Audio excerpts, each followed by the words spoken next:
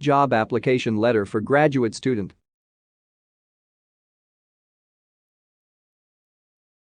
Dear Mr. Chua, I am writing to express my interest for the position of recruitment assistant in your esteemed company.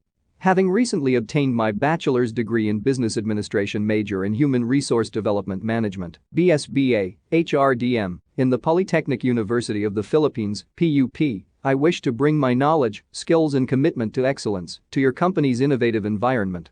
As a business administration student majoring in HR management, I've become equipped with the necessary knowledge that come with the position, including manpower recruitment, workforce organization, personnel training and compensation, as well as legal provisions and other labor concerns.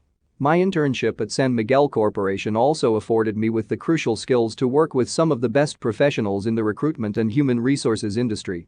Being a trainee has developed in me enthusiasm and a true passion for human resources and has subsequently convinced me that human resource management is my true calling.